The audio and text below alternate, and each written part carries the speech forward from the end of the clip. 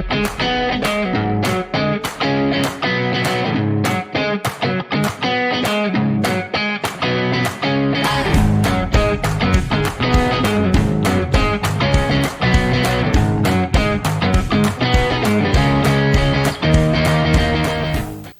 guys. So today let's start uh, to discuss what are key takeaways based on the first group's report. Start operations management overview. When you say operations management, it is in the field that manages the focuses on overseeing and designing and controlling the processes of production and business operations. It involves efficient use of resources such as labor, materials, um, technology to produce goods or services that the customers uh, to meet the customers' expectations. So I think the group has divided it into like seven subtopics, and let's go to the first one. First one is management of value. When you say management of value, it is a systematic or a collaborative approach aimed to maximize value by aligning organizational functions and resources with stakeholders need to be with stakeholders needs and objectives. So this management of value is divided into 10 have 2 points, two subtopics presented to the reporter. First is the strategies. These strategies have a 10 part subpart. Uh, let's start first. Uh, Number one is you need to define clear objective. So you need to establish specific goals to ensure value is aligned with what the business needs. Next is the stakeholder engagement or the customers itself. The customers engagement. You need to identify and involve the needs and priorities of your prospect customers. Next is cost benefit analysis.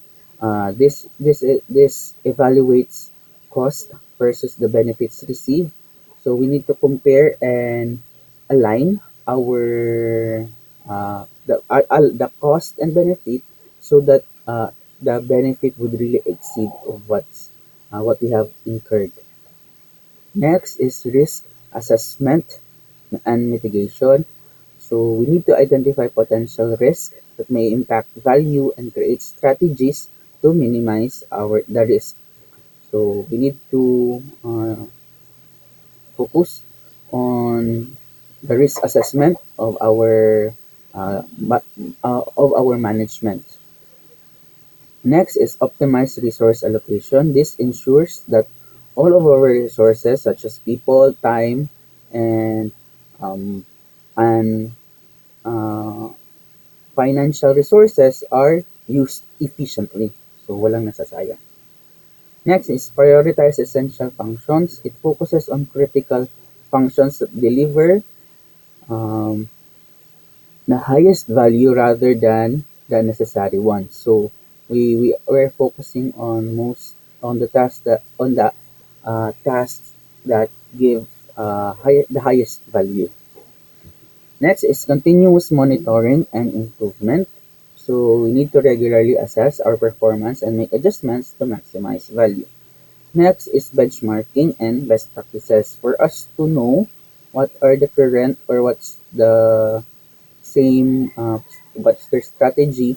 So we need to learn from what's the industry standards, the uh, what are the applied prominent strategies. Kumbaga, they are successful already. Next is innovation and process improvement. So we need to explore new technologies to increase our efficiency.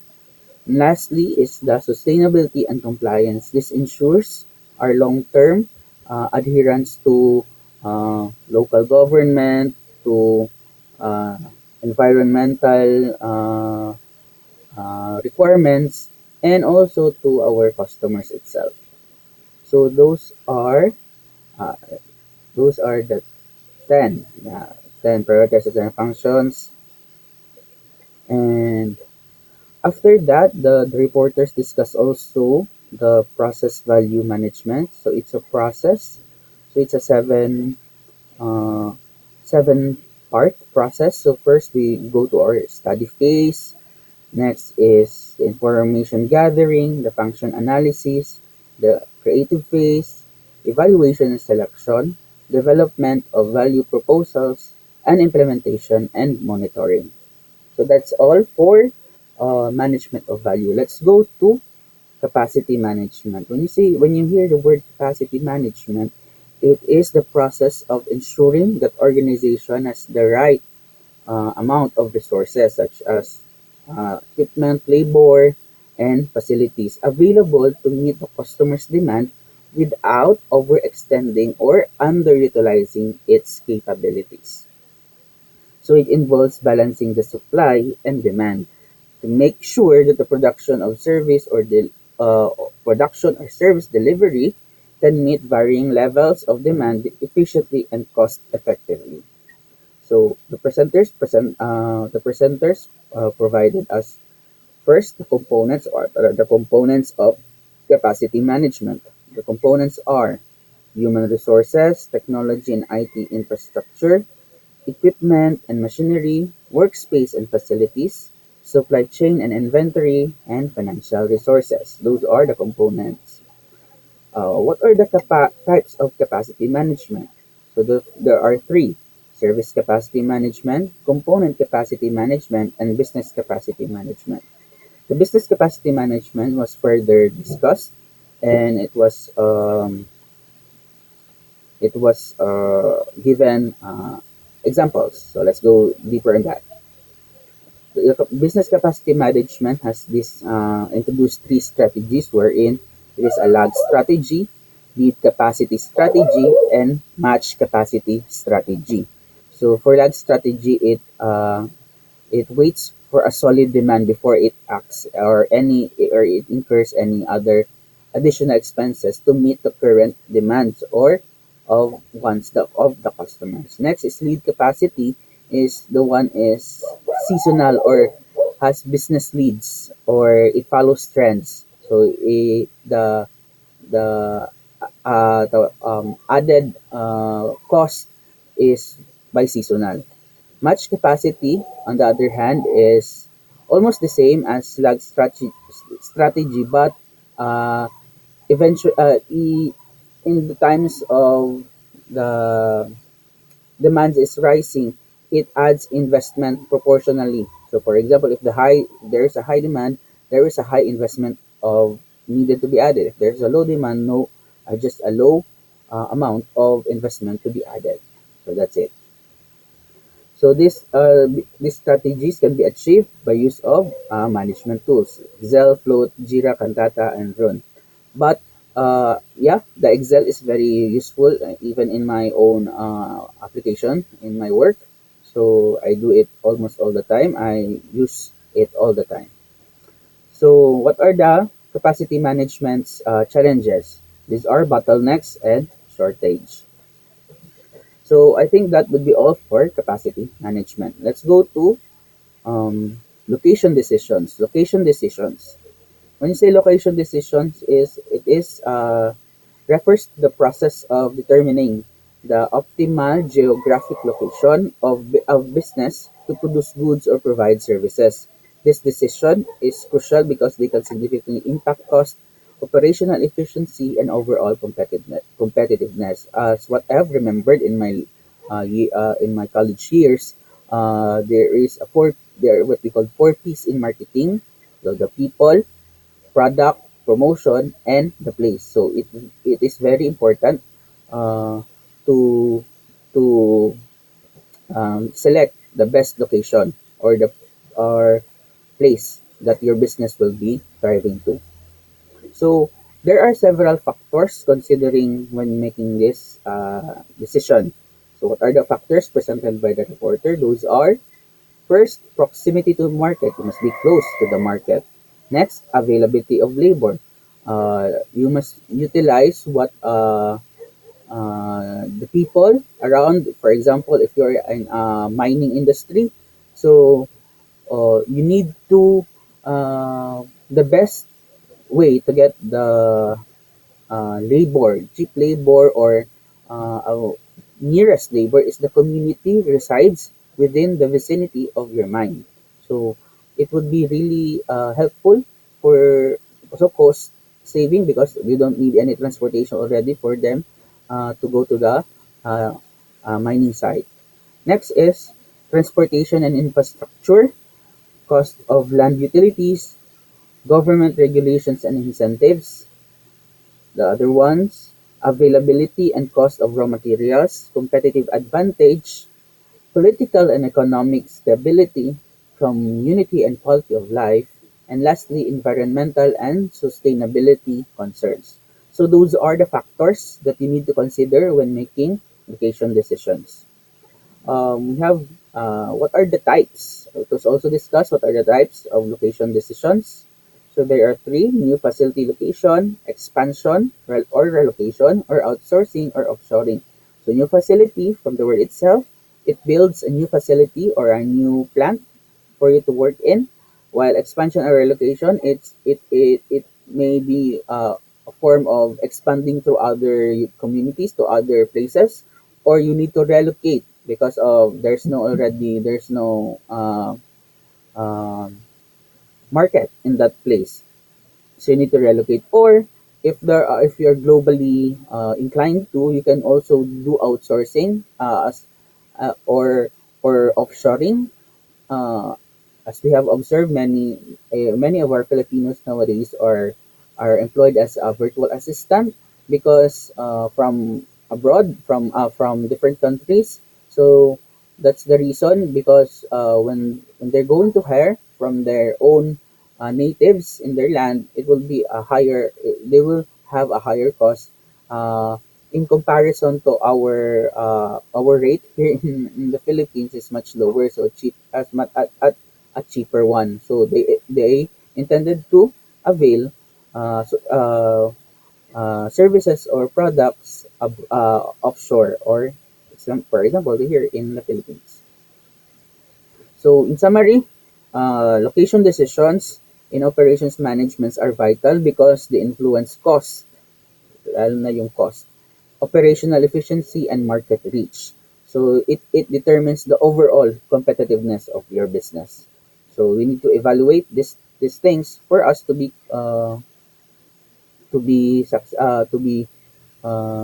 successful in our venture. So let's go to the third one, the fourth one rather, managing technology. So again, nowadays we need to uh, cadence with the updates in the technology because it involves integrating and leveraging technological tools, systems, and innovations to enhance efficiency, improve product quality, reduce costs, and increase flexibility in production.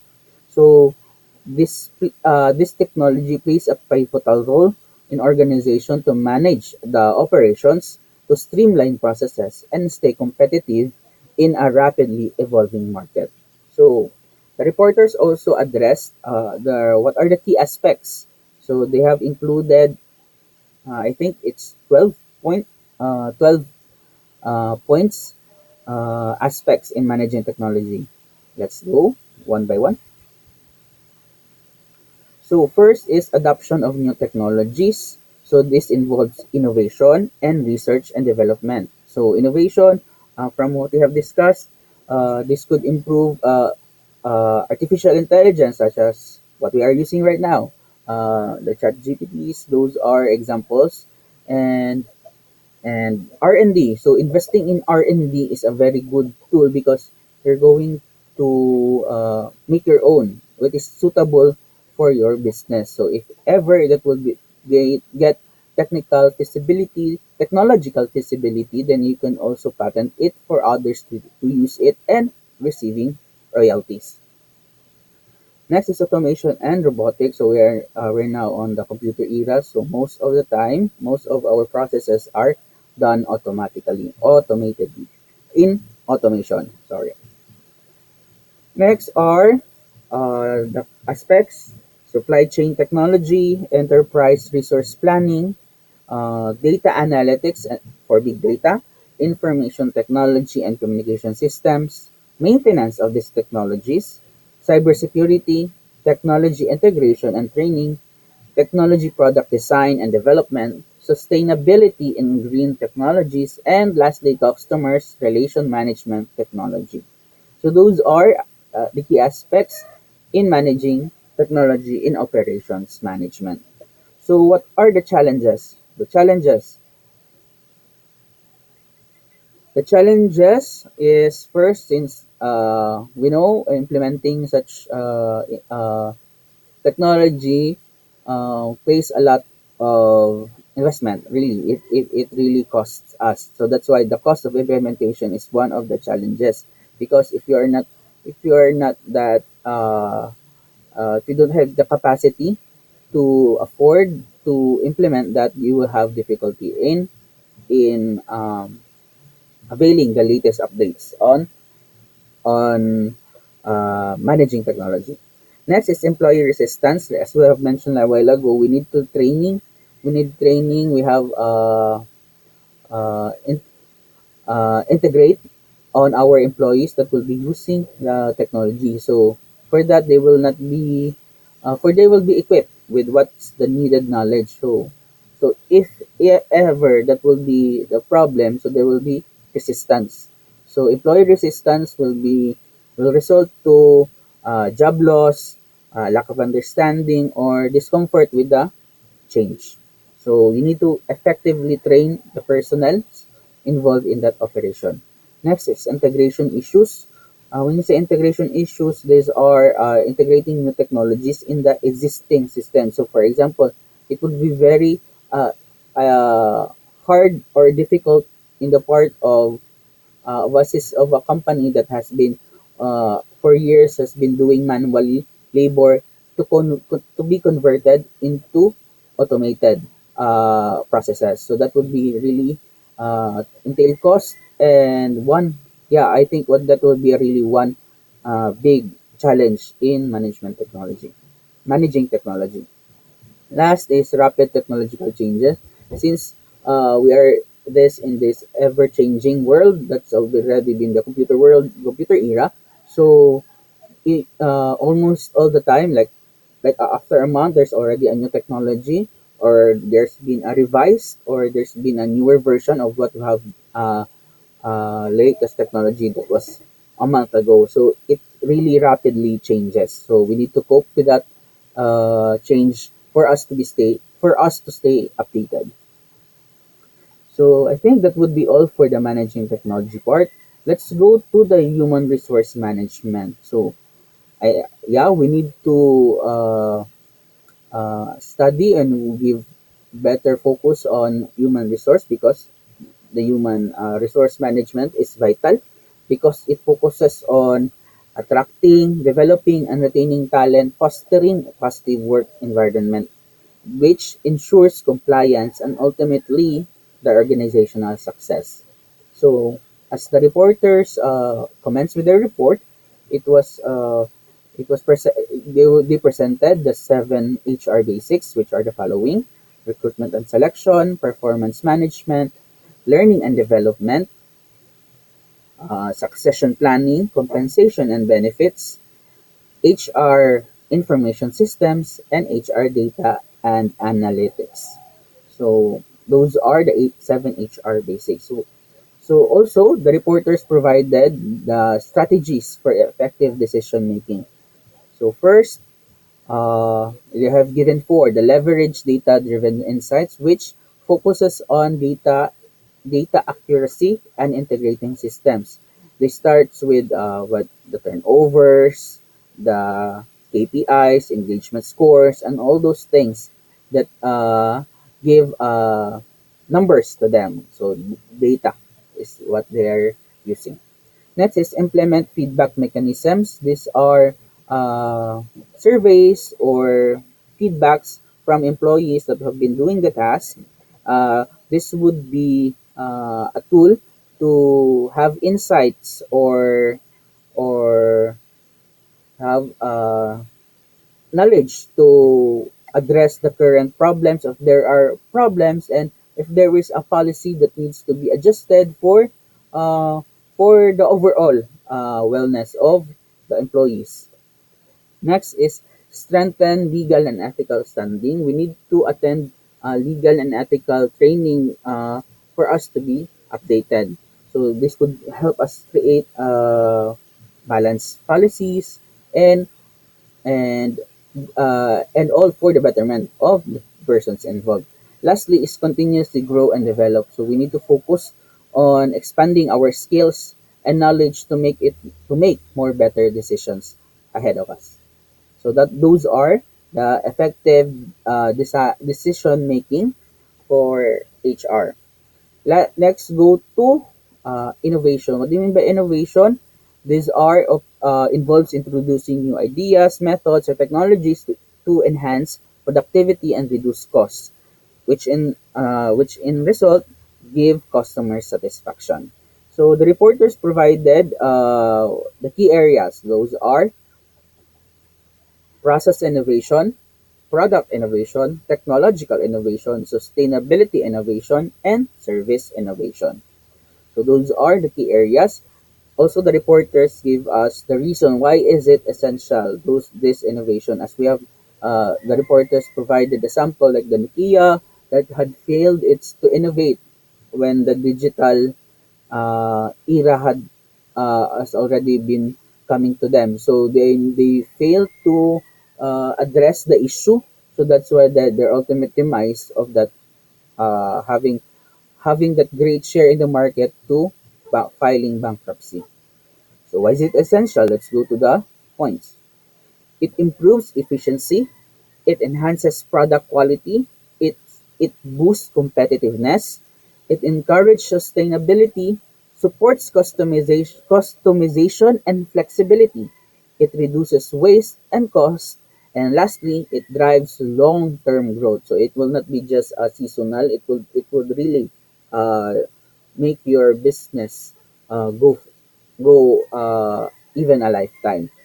So there's a principle in accounting like we have called it. There is a going concern principle. So the business will continue to exist. Okay, that's for innovation. Let's go to transformation process. Transformation process, it refers to how inputs like materials, labor, uh, and other even information are transformed into its outputs or the goods or services. Also, the presenter presented as the basic model is from inputs, transformation process is equal, after the transformation process you get outputs, and then you have got feedback mechanism. What are the examples of inputs? These are materials, human resource, capital, information, or facilities. And the reporters also presented what are the various methods in transformation process. These are physical transformation, locational transformation, informational transformation, and customers transformation. So the final product, as mentioned ago, are the goods or services. These goods or services can be tangible or intangible.